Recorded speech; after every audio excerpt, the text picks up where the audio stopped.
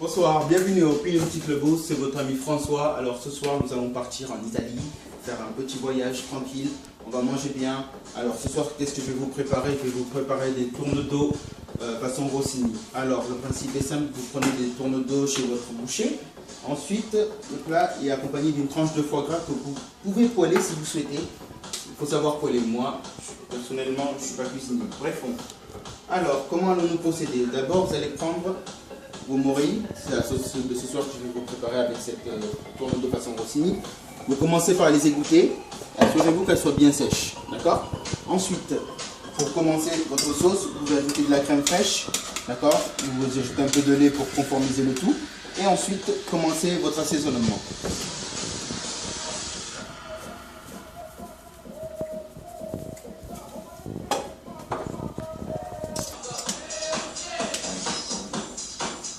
Alors voilà, ensuite il faut laisser mijoter votre sauce pendant au moins, on va dire, une bonne dizaine de minutes. Assurez-vous que rien ne colle, parce que à mon avis ça risque d'arriver. Et il faut que ce soit au moins un feu vif. Vous mettez-le entre, je sais pas combien c'est chez vous, mais moi c'est entre 2 et 3, tranquillement. Et il faudra que vous surveillez un moment. L'accompagnement de ce soir, ce sera du riz, c'est parfait. Donc maintenant on va s'occuper de mes tournes d'eau.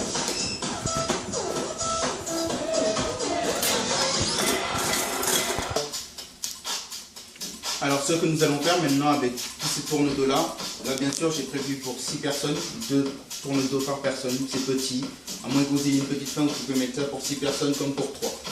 Donc ce que nous allons commencer à faire, c'est marquer tous ces tournes d'eau. Ce que veut dire marquer, c'est comme si vous faites une cuisson bleue, c'est-à-dire tourner, retourner.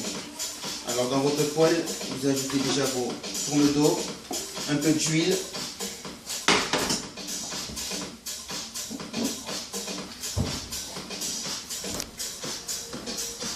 Vous mettez soit de l'huile, soit une noisette de beurre, ça dépend. C'est à votre choix. Tant qu'il y ait encore gras, c'est l'essentiel.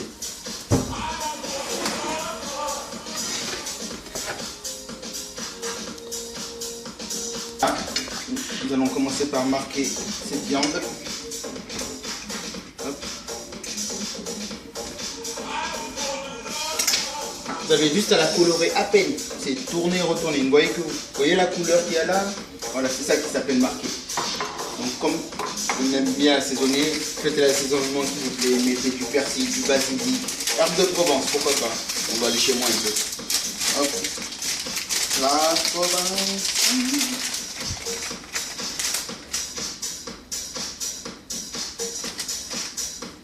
Nous allons tenter un truc tout à l'heure, je vais vous dire. Si je ne fais pas brûler la maison, franchement, je me...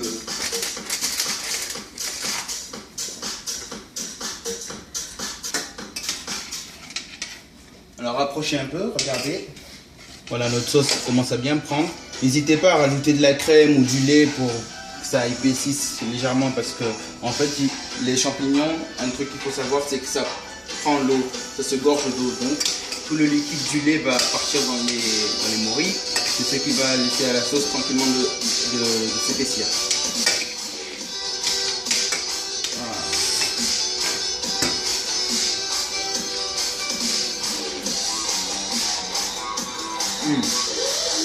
Sa mère.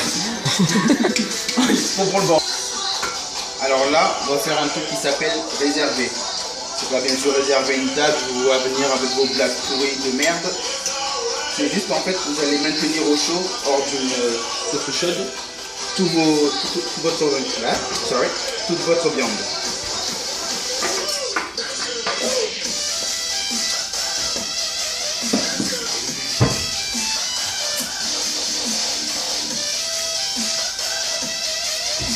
Tellement varié musicalement chez François. Bientôt on va vous faire écouter du Carmen.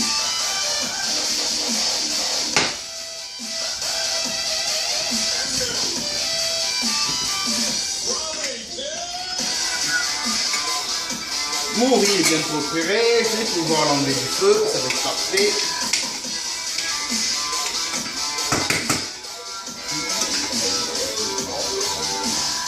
Bien sûr, votre viande, vous pouvez, si vous n'aimez pas la faire à la poêle pour éviter de faire du gaspillage de vaisselle, vous pouvez la mettre au four, comme ça vous faites griller votre viande, ce sera vraiment parfait.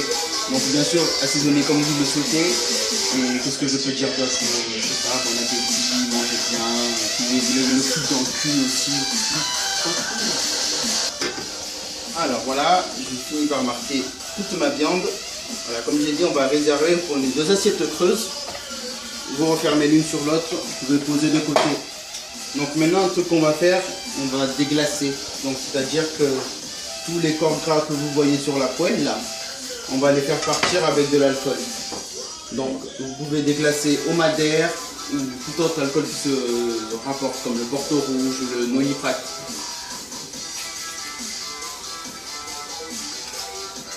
Quelques gouttes suffisent. Alors, pour faire un bon déglaçage, si je me rappelle bien, mais pour délisser, on me disait qu'il faut prendre sa fourchette et faire des grands cercles comme ça. Comme ça, vous permettez au corps gras et au liquide de se mélanger, ce qui va enfin enlever tout le déglaçage. On va en rajouter un peu.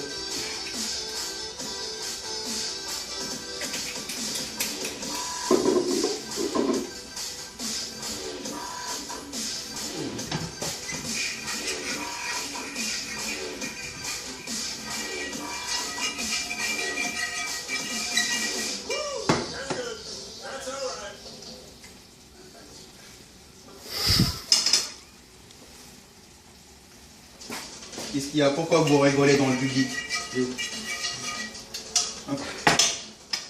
Alors, mon riz est prêt. Je vais l'enlever. Il me faudra des temps.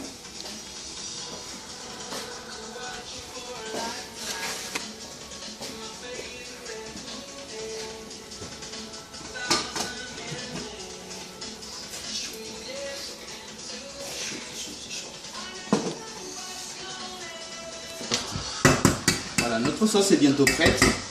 Hop, je vais la mettre sur le côté afin de... Ça y est, encore sur une petite chose. Je suis un peu débile ce soir. Je fais que de la merde. Alors, pensez à bien enlever tous les filages que vous avez sur vos tournedos, beefsteak, roast beef, peu importe la viande que vous avez choisie. Ah oui, dernier détail. En fait, vous pouvez prendre la viande que vous voulez tant qu'elle est grillée ou poêlée comme ici.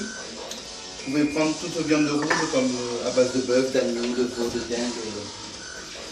Ce sera parfait. Pensez à enlever les corps gras parce que le gras c'est dégueulasse, ça bouche les artères.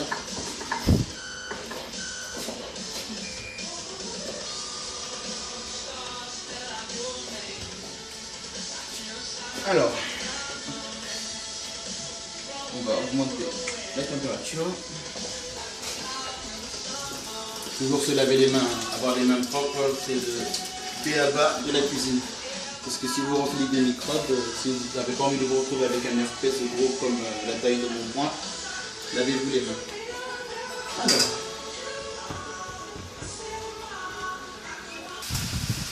nous allons tenter un petit truc. Si ça marche, alors, on va essayer de faire flamber ces tournedos. Le tremble, c'est hallucinant. Alors, pour un bon flambage, réalisez un point de chauffe. Donc, hop, on va allumer la haute pour question de sécurité. Faites un point de chauffe. Le mieux, ce serait d'avoir des plaques avec du gaz encore. C'est parti. Flambage réussi.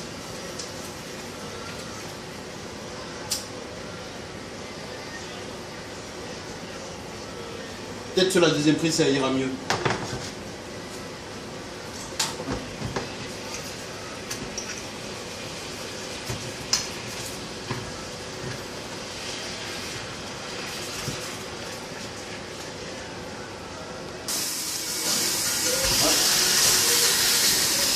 C'est parti pour la deuxième prise, les enfants.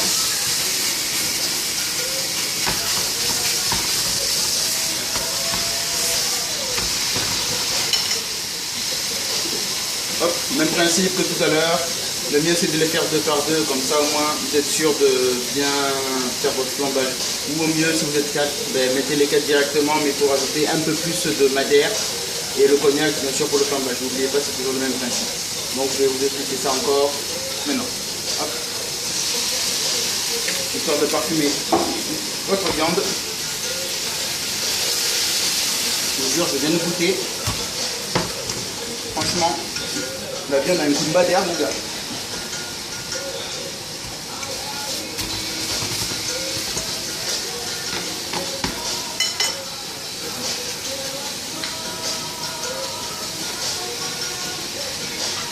Pas trop de cognac. Et pensez à asperger aussi la viande, comme ça au moins, je suis sûr que le flambage va prendre le dessus. Hop. Reculez votre viande. On le chauffe. Vous voyez? Le flambage a réussi.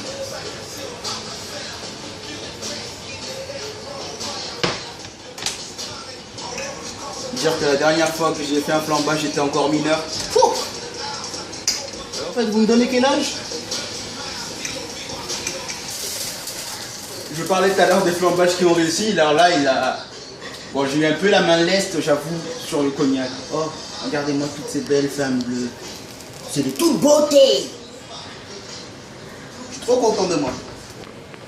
Alors, nous allons finir par la petite touche charme. On va l'appeler comme ça. Soyons fous. Alors, voilà. Essayez de trouver en grande surface un bloc de foie gras. Vous allez poser sur votre tourne-dos, donc c'est pour ça qu'on appelle ça un tourne-dos façon rossini. En fait, le mec, il s'est pas cassé la tête.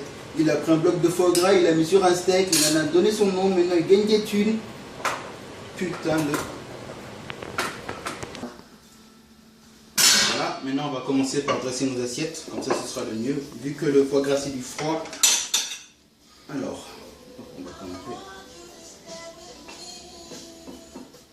Si vous avez envie de vous faire un kiff, le mieux c'est que vous prenez un bol, un petit bol, vous lui mettez tout le riz dedans, afin de créer une espèce de petit îlot. Ça peut être une idée originale, comme ça vous allez faire marrer vos potes. Hop. Et comme moi, j'ai pas de potes, et ben, je fais au mieux. Hop. Alors, regardez-moi ça. Elles ont pas une belle couleur.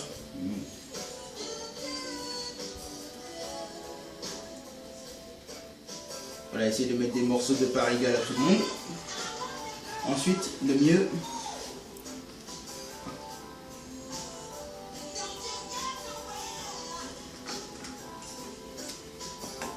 voilà, vous prenez un éminceur ou un couteau qui n'est pas dedans et vous essayez de poser délicatement la tranche de foie gras en évitant de ne pas la casser. Là, ça va être un peu fichu. Les aléas du direct. Voilà.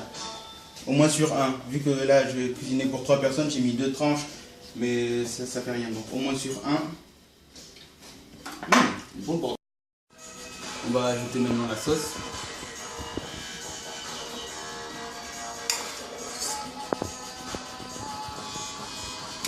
Ben voilà, regardez, je vais trouver une idée. Vous mettez sur un le foie gras et sur l'autre un peu de sauce. Si vous voulez vous faire un kiff, hop, vous pouvez prendre le jus de cuisson aussi. Et comme fait, hop. Parfait.